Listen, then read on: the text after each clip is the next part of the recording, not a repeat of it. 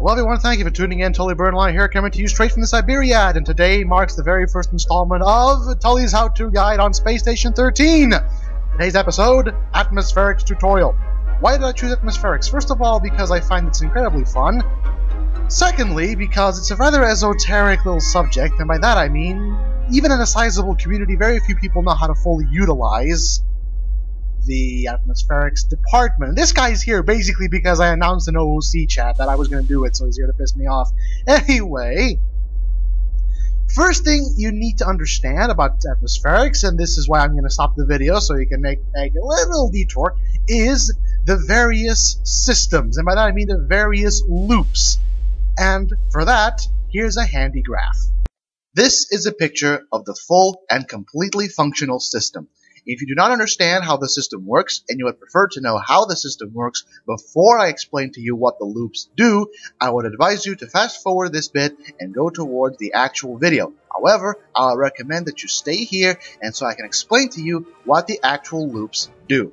Anyway, please disregard the other Atmos tech and the yellow tank in the middle of the screen. Those are not related to anything I'm about to explain to you, and those are my fellow Atmos tech learning about with his personal project. Anyway, you need to understand that with the current atmospheric system, all the gases inside the Space Station 13's atmosphere are kept inside containment tanks, and those containment tanks are kept in the pens that you're seeing right now. These gases are, as seen down here, the nitrogen tank, the oxygen tank, and the air mix tank in the bottom. Nitrogen and oxygen, as you will imagine, are what constitutes the actual breathable air. These will go into the air mix, and the air mix will be distributed among the station. On the right side, you will see two arrows which you can't exactly see what they're pointing at. As you can see here, they're pointing at the various toxins containment chambers. You can't see the carbon dioxide, but carbon dioxide is below the one that's currently below this, on the bottom of the screen. The topmost, that you see right here, is the air mix. Not the breathable air mix, the custom air mix. I will explain to you what that is later. Below that, you will find the nitrous oxide, or N2O. Below that, you will find the plasma.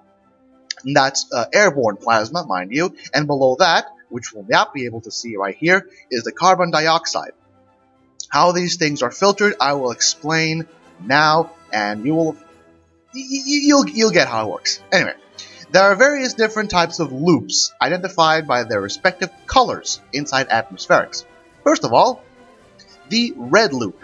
The red loop, or the waste loop, takes all the junk air, if you will, from the station and pumps it into the system. That involves air that's been contaminated by toxins. That involves air that's been superheated or supercooled, or just your regular air that needs filtering. The scrubber network, which is of course fed by the scrubbers, takes away all the waste air and brings it here. So, if there's a problem with the waste system, you need to take into consideration the scrubbers, not the vents. Next up, the filtering system. As you can see, here is the green. The filtering system is very simple. Along the filtering, you will notice that there are these gray pads with arrows on them. How it works is the waste air from the waste loop goes into the filtering system, and each of these gray indicators takes away a specific type of gas. So imagine you have a gas coming in from the waste loop into the filtering system, comprised of 60% nitrogen, 20% oxygen, and 20% carbon dioxide. I do believe that adds up. What that would mean would be the gas would reach the first indicator, which is the nitrogen, the first filter, which is the nitrogen filter, and it would take away all the nitrogen molecules. Then it would go to the oxygen filter and take away all the oxygen molecules. And then it would get to the carbon dioxide indicator, the filter, and it will filter away all the carbon dioxide molecules. That's how the filtering system works. It takes away the various constituent parts of the gas and returns them to their respective pens. This way, you have yourself a buffer from the rest of the station, and you are at absolutely no risk of ever running out. Next up, you have the cyan loop. I don't have cyan in Microsoft Office Paint, and I'm much too busy to make one, so here it is. The cyan loop, or as I like to call it the lifeline loop, is the second most important loop in atmospherics. Why? because it takes, as you can see, nitrogen and oxygen and puts them in a filter. That filter is going to take nitrogen and oxygen, mix it in a 80 and 20% mix, respectively, and pump it into the air mix. What that means is the cyan loop takes all responsibility for feeding the station breathable air. If there's a problem with the distribution loop not receiving enough breathable air, then it's the problem with the cyan loop. You need to make sure that this loop is constantly fed and is constantly pumping air into the station, or else people are going to very, very, very messily die. Next up, you have the purple loop. The purple loop is not here by default. The purple loop is one I painted, and I will explain later. It is currently, in the system that I use, the cooling loop.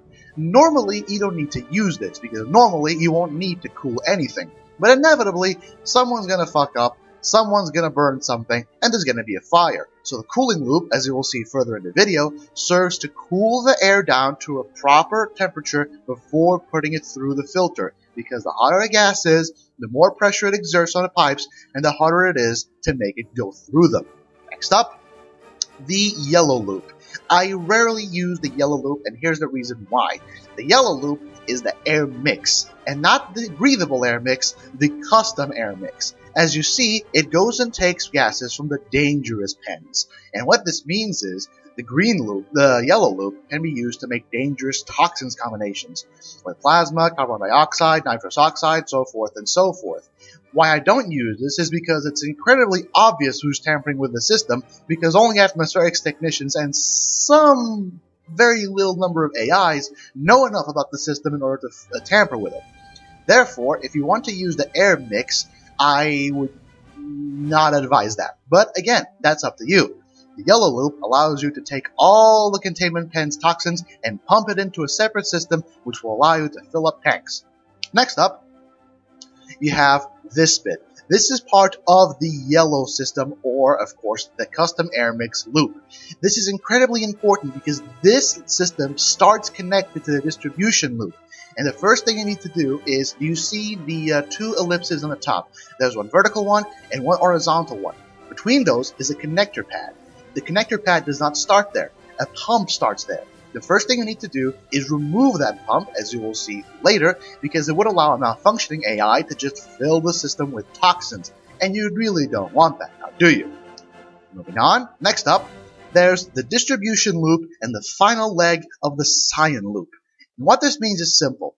The final leg of the cyan loop, on the right, takes all the breathable air, pumps it under the windows that you're seeing, and leads it to the dark blue loop, or the distribution loop. This is the single most important system in the entirety of atmospherics. Why? Very simple. The distribution loop is the loop that takes air all across the station to the vents. Now, this is of course the smallest bit of it. You will find blue pipes spread all throughout the entire system, and it is your job as an atmospheric technician to go around and be able to properly fix them if there's a disaster. Because if the distribution loop, or the blue loop, gets destroyed and or damaged, that section of the station is going to go without air. And if I need to tell you that air is important, how are you on the internet?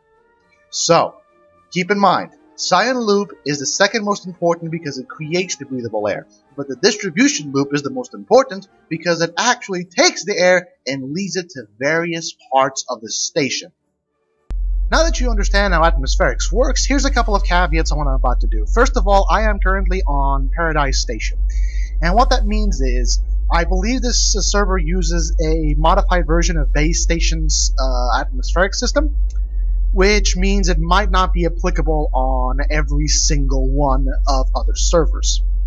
Because of that, take what I'm about to say with a particularly big grain of salt. Secondly, the system is not mine. I did not devise this system. The one I'm about to show you is a concoction of a guy called Ryder Holderman, who is not here. I haven't seen him for quite some time, but he literally just taught me how atmospherics works. And I honestly do believe that it's something that, although it's quite easy to comprehend, it's complex to get into. But once you do, it's actually kind of easy and very fun, in fact. So, basics. Now that you know what the various loops do, here's what you need to know about your biggest tool, the pipe dispenser, right here. Just delay the zeros here.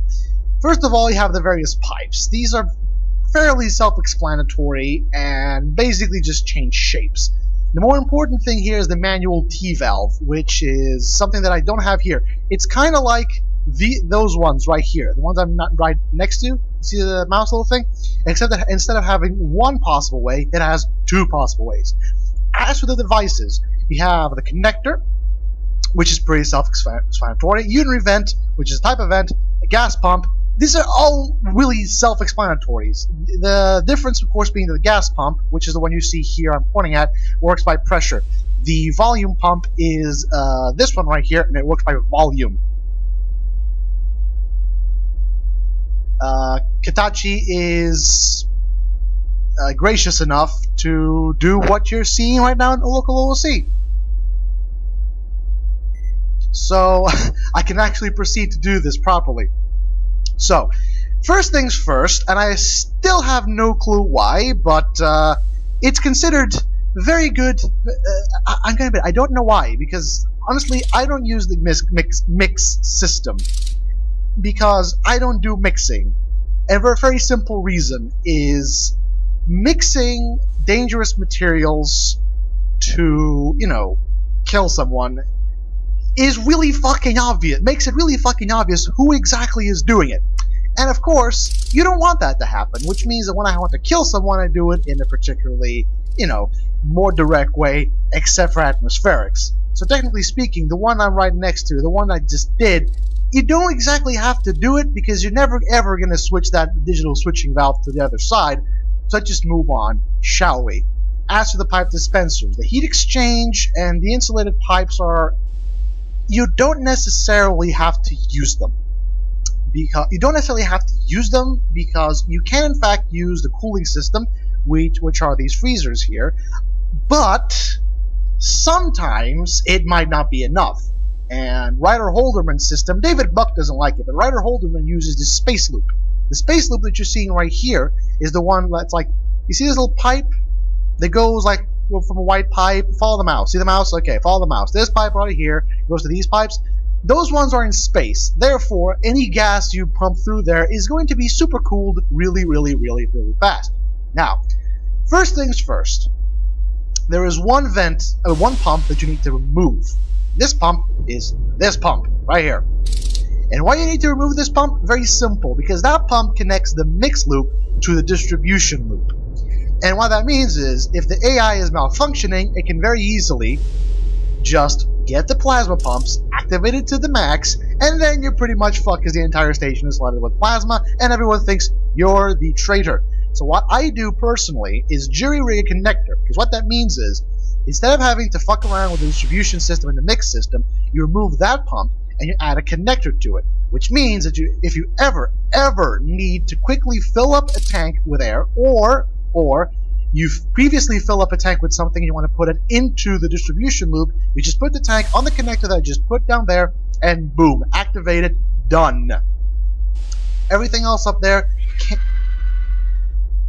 Thank you, Kitachi. Everything else is purely optional. Just keep the top as is. Now, for Ryder-Holderman's system, I'm just ignoring engineering chat right now.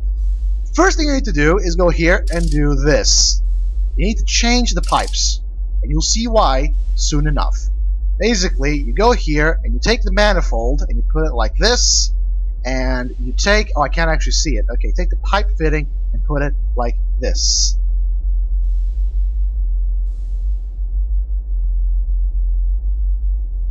Come back in 5 minutes.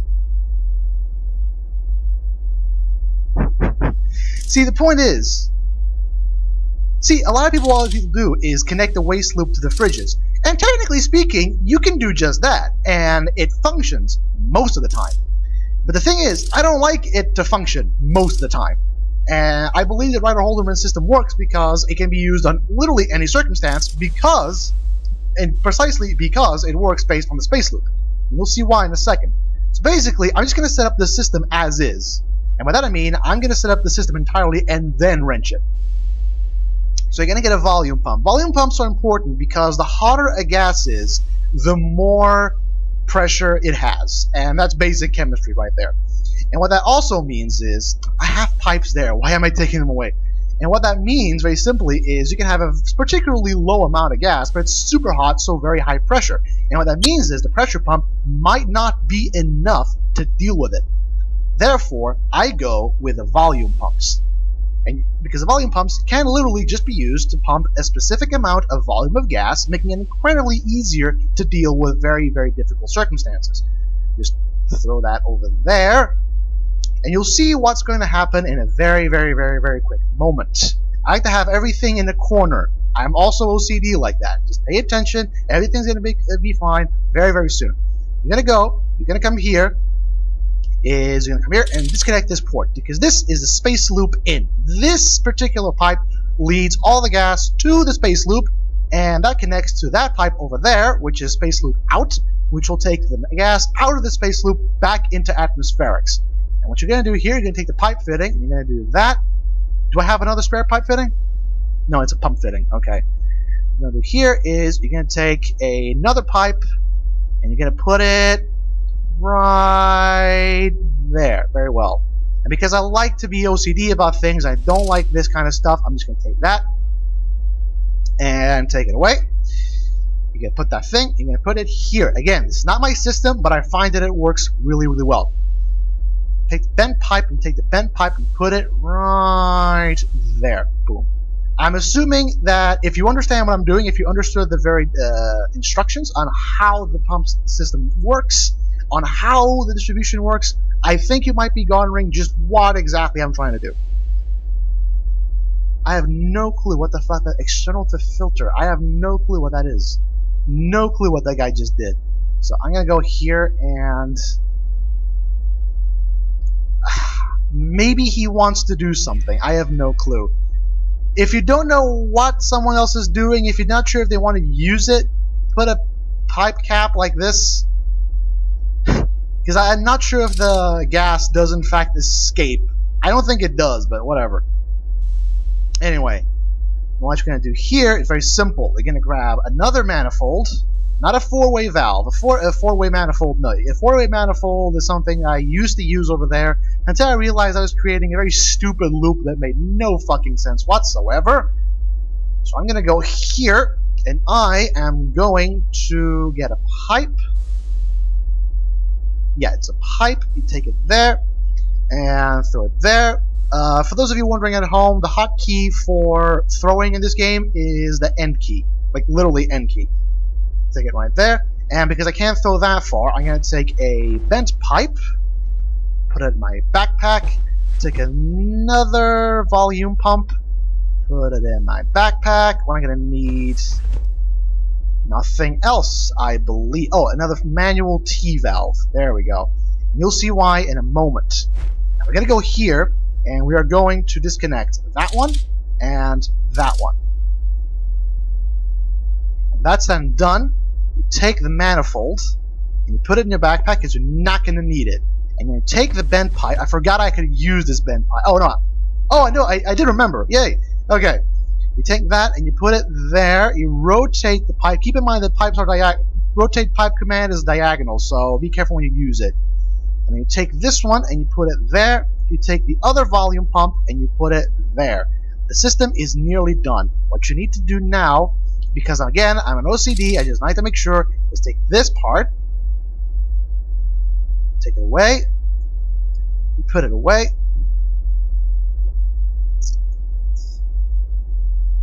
it's emergencies only, or naughty stuff.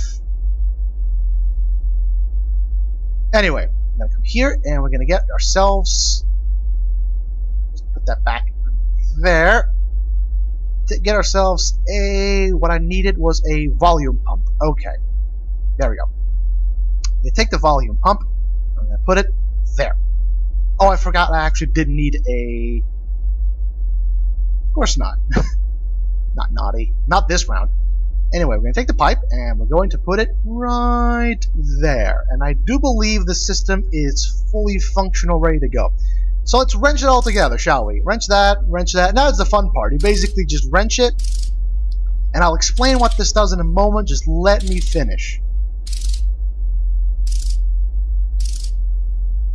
And rotate the pipe right there, there, and then rotate the pipe that way, okay? And do it, and do it. You rotate everything, and everything's going to be perfectly fine. And I'll explain to you how it works. Now, let us turn this valve this way, and let's take everything and put it on. I'll do it. Okay. So, time for an explanation. Here's how the system works. The waste, actually, let me just put that right on. The waste comes down the red line, right up to where I am right now. And the valve, is, if you notice, has a green point here, to this side, which means that all the gas goes towards the space loop. The space loop supercools the gas. Alright, I forgot to... I did in fact forget to wrench that part. There we go. The gas goes through the space loop, goes straight up here, goes down to the coolers, which we will now activate. Remember, coolers can go to the maximum down. Even though 293 Kelvin is close to, room temperature, that doesn't really matter, because it's just going to be room temperature anyway. You can just supercool the gas even more. So basically, just turn on all the things. All the things go on. Which means the gas goes from the waste loop directly into the space loop, goes into the coolers, goes this way. Now, this is the redundancy valve. What this means is, if I turn it that way, so the green goes down, it goes back into the space loop to get cooled another cycle. However, most of the time that's not needed, so you just put the green to this side, which means that the waste loop, the gas that went through the gas that came through the space loop goes straight to the filtering loop. So, once again, this system means that if you want to, you can just do that, and you won't supercool anything. And technically speaking, you can work. That's just radiation hallucinations, it's fine, don't worry. And technically speaking, you can function like that. But the problem is, if you have super hot plasma suddenly coming through the waste loop, you're going to have the filtering system having to deal with that. And personally, I prefer to have everything supercooled, then filtered. So, this is how the system works. Follow the mouse, you see the mouse in the middle of the screen, follow the mouse. Waste loop air comes in, gets here, goes down all the way to the space loop. Space loop supercools the gas, comes down that way. Gas goes into the coolers, gets supercooled, goes this way. If I want to, I can just repeat the process as many times as I want by simply doing that. But I won't, which means that the gas comes in, goes that way, and because it's forced by these two pumps, it's just gonna... Oh wait, I forgot to... Oh, it is actually wrenched, okay. Gas goes all the way, goes to the filtering system. And that should do it, because the gas is now supercooled, less pressure, and allows you to filter much more efficiently. So, now what you need to do is very simple. First you need to go to all the gas filters, and you need to change the values to 4,500 kPa, which apparently my good Vox friend already did. Let me just check. It's very important, because they start at 101 kPa, which... technically speaking, is room temperature pressure and is no good in case of an emergency. So, put everything to 4,500 kPa, which means all the gas is going to be sorted a lot more efficiently, a lot more quickly. Then you go to the nitrogen supply and you put it to the maximum, which is 5066.25. And what that means is the pressure from the actual containment of nitrogen is going to be at the very maximum. Very maximum. Same thing for the oxygen. What this means is you're guaranteeing that the oxygen and nitrogen mix loop, this is 4,500 by default, which means that the oxygen and nitrogen loop is being pulled out at maximum possible efficiency. Now, some people don't do it, but I do. I go to this one and I also change it to 5066.25. Normally, you will not be losing air because you do have a maximum pressure it can go because the goddamn system doesn't need it. Basically, you have a lot more air on the system, but you're not needed, so it just stays there, essentially. It doesn't actually blow anything up. I never had any complications with it. But in case of an emergency, I have seen a room that has been breached and fixed go from 1 kPa to 101 kPa in about 2 minutes, and it's amazing. Amazing. As for the other controllers, you don't need to increase them, because those are basically the mix controllers only if you want to mix them about, you fuck around with atmospherics. However, you should, of course, keep all the gas filters to 4500. What this means is everything is going to be filtered at maximum possible efficiency, and that's pretty much it. So, to reiterate, waste loop goes in, goes this way, goes down here, all the waste gas goes down here, space loop, and gets super cooled, goes to the coolers, goes right here to this valve, goes straight to filtering. End of story. I have dealt with plasma fires, normal fires, breaches, a whole bunch of fuck ton of things incredibly efficiently, purely based on this system, which isn't even mine, it's Ryder Holderman's. Now, a couple of things you might want to do. Fuck Lord Singulat. You can get a meter. This is purely for random information. I like to know what exactly I'm dealing with here. So basically, you put a meter there, and you put a meter there, okay? So you tag it, there you go. And I don't think you can remove the meters directly, so you need to unfasten the pipe and fasten it again. Then you need to get this meter, because it actually does take in consideration the other things. Put this meter right here, which means this is going to see all the gas that's being taken out of the space loop without it going into the cooling areas. As you can see here, the gas pressure, if nothing bad happens, it's going to fluctuate between 0.10 and at most 0.30 kPa. For comparison, a standard room's pressure is 101 kPa, so not a lot of waste gas that you're dealing with here. That is basically it for the system. In terms of your tools, always carry a wrench around. As you saw, pipes are fixed by wrenching. When it comes to the disposal pipes, I mean the pipes for trash, you need a wrench and a blowtorch, but you start with one so you don't have to worry. As you can see, you have two Atmos heart suits. You don't exactly have an oxygen tank dispenser, but there's one next to the gravitational generator up top in engineering, and you can go there because you have access. In terms of your actual tools, you have a portable heater in case of severe cold. You have a portable air pump, which you can connect. In fact, that's basically where I put the connector up there. You can put the portable pump into that connector, fill it with air, take it to somewhere that has very, very low pressure, and just instantly pump a hell out of air. You have portable scrubbers, which will allow, of course, for more efficient scrubbing of an infected area. Water tank, fuel tank, and a whole bunch of fuck ton of pre-filled canisters. You can, of course, make more canisters by use of metal. You also have access to a multi-tool, which I don't think I need to tell you what's important, and a couple more tools. The Breathe Deep cartridge allows you to use your PDA as an impromptu gas scanner, as you can see right here. So you don't actually need to worry about that. You can click the atmospheric scan. As you can see, it will tell you the pressure. See 101.3 kPa, 20 degrees Celsius, approximately 20%, 80% nitrogen mix. That should always be there. If you enable the gas scanner, you can go to a gas scanner and click on a gas canister. Boosh! See? Perfect. Put it right there. You go here. You have, of course, welding mask. You have glass, metal. One of the most important things you need to use, a pipe painter. For those of you who, like me, are OCD with everything, you use the pipe painter to paint the pipes. You use the pipe painter to paint the pipes red. You use the pipe painter to paint the pipes. Technically speaking, what this means, it doesn't actually do anything. The system doesn't obey colors, it obeys layout. This is purely for ease of identification. What this means is, I'm going to paint all the actual cooling waste loop, the actual waste loop right there, red. As you can see here. This part as well. Oh, that was volumetric pump. Okay, volumetric pumps, certain pieces of pipe aren't actually paintable. That, however, is. There we go. Paint this part red very well. Now, I like to use the cooling section of the whole thing purple. I don't know why. I just very much like purple. So basically, everything that's purple is going to be involved in cooling the system. Again, this is completely useless and serves no purpose other than look pretty. But I like things to look pretty. Don't you? I know I do. Do that. Perfect. And then you take it to red again. And boosh. Done. And that's literally it for the pipe systems. I hope you understand it. If you didn't, go back. And it's pretty self-explanatory, obviously. As long as you keep all the pumps ready, and as long as you keep everything in the right place, it should work.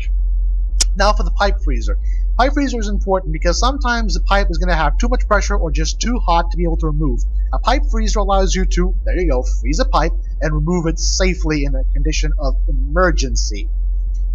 So every once in a while you might want to come back and check if all the systems are okay, but as long as no one's directly tampering with atmospherics, the system should work fine. Now for the most important bit, the axe. Not even kidding. This is one of the most powerful weapons on the station. You either can break the glass or you can use a multi-tool to disable the locks and open it. This thing can one-shot windows, and that includes reinforced windows, not even kidding. Not to mention, if you aim for the head, you can consistently two-shot anyone. I have actually managed to one-shot an IPC once, it was hilarious. However, it does raise a bit of suspicion if you're walking around the station with a ginormous fire axe on your back. So do try to only carry it around with you if you're a trader or if there's an emergency. Now, this is the best thing. The Central Atmospherics Computer, or the CAC. No one calls it a CAC.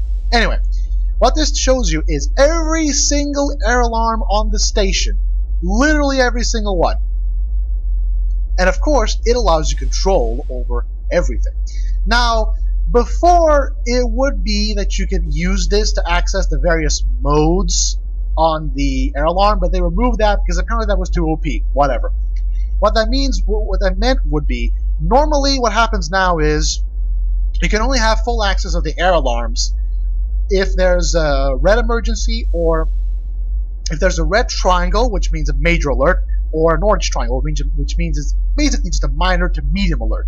If it's green, you have no access to it. But it doesn't default, which means that if you enacted some particularly drastic decisions to save a part of the station, and then it goes green, if you didn't fix it before, you need to manually go there and revert to default. Which is why I think the system is stupid. They really should go to the point where if you use this computer, you should be able to have full access. But unfortunately, you don't. So, I'm going to have to hack one of the air alarms and open the air alarms and show you how exactly it works. The air alarm in itself is your bread and butter. It will tell you everything. If there's an alert that involves atmospherics, it should show up here. And since your job is to care for the station's atmosphere, these things are super important. Now, you can increase the thermostat, obviously. You shouldn't. Leave it at 20. It's the most important thing ever. This is what you should be seeing on literally every single fucking room.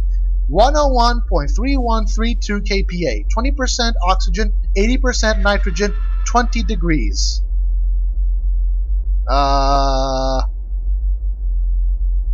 Which one?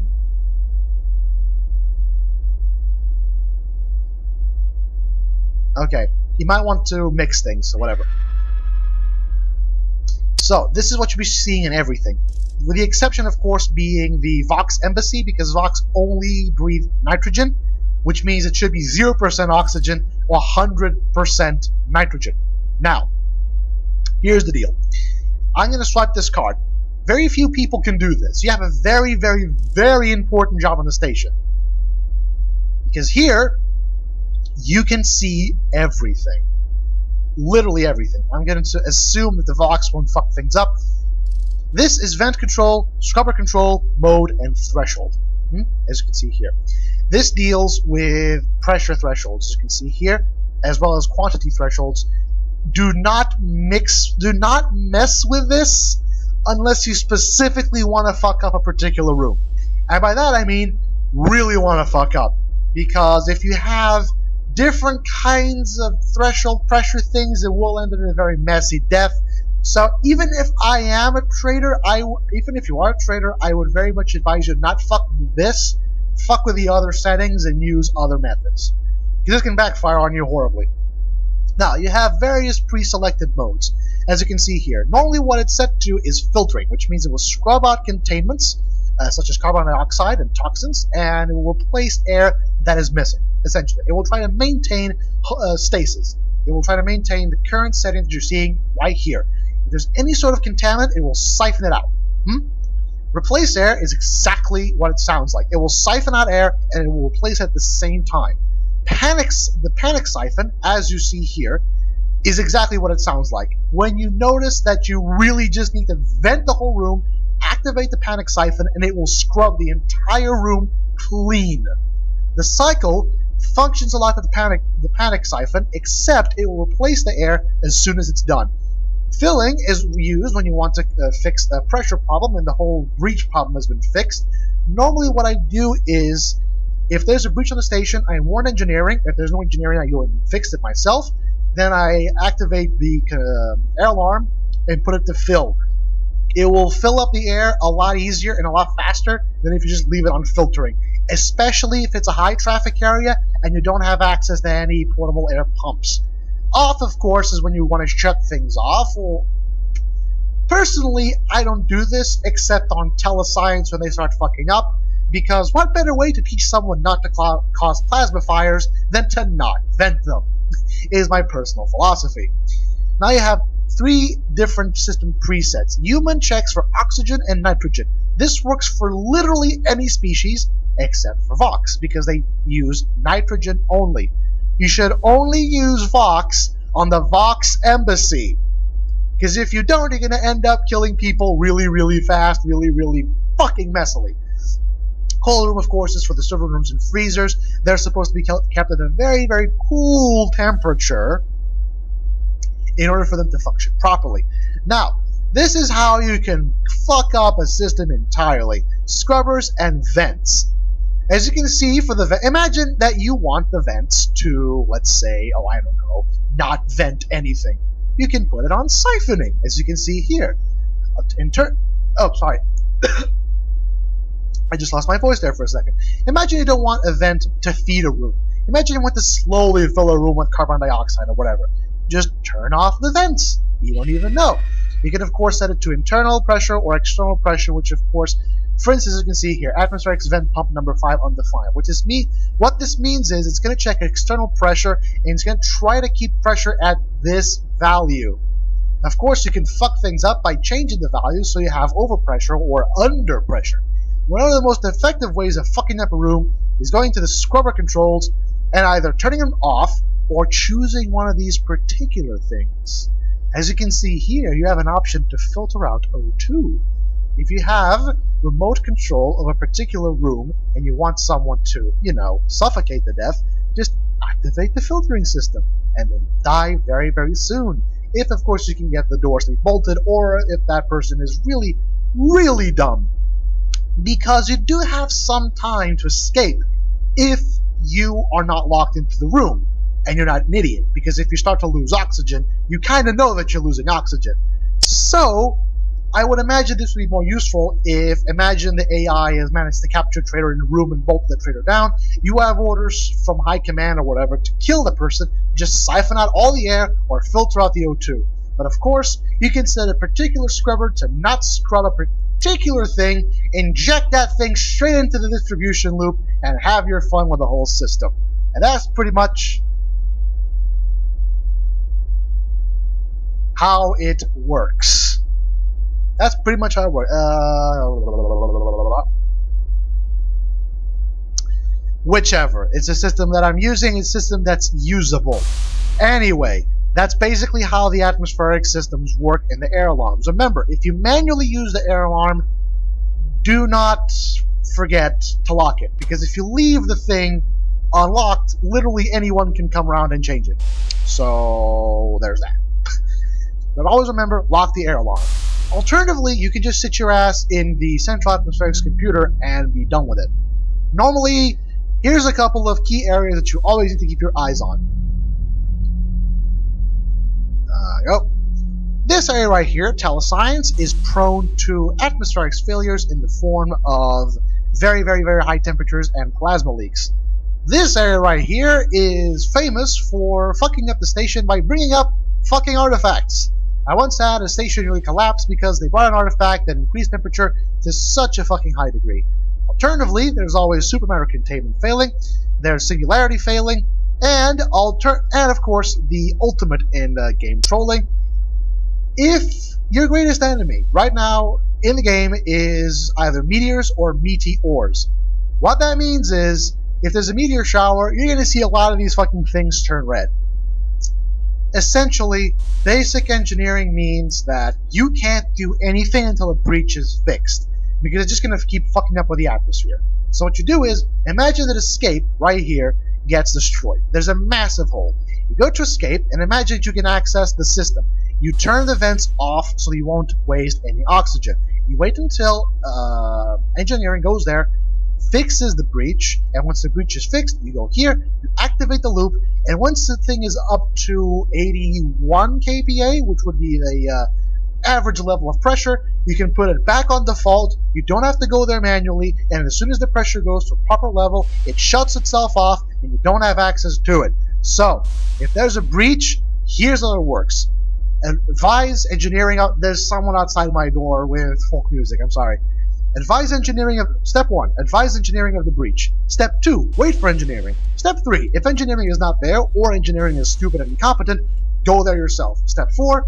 Either fix it yourself there or come back here and fix it remotely. Step 5. Everything is fine.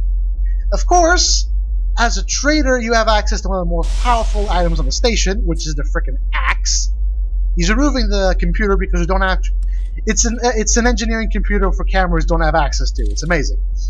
As a minor job, you can also be requested to fix disposal pipes. That's what this is for. Sometimes you might need to do it. Mostly, it's just pipe repair. However, keep in mind that a lot of the pipe repair, a lot of the atmospheric pipes are very near to the disposal pipes, which means that if one gets blown up, the others get blown up too.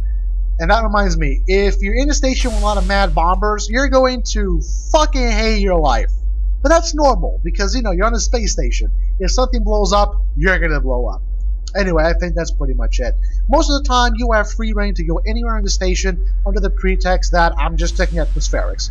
If you want to fuck with people, if you're an antagonist, or if you're just going to walk around and fuck with shit up, you're perfectly justified to do so, because as soon as the atmospheric system is set up, you're pretty much set up, because it's pretty self-contained. The only time you're going to be expected to directly intervene in anything is when repairs are needed for the pipe or disposal systems, and when there's an atmospherics alert.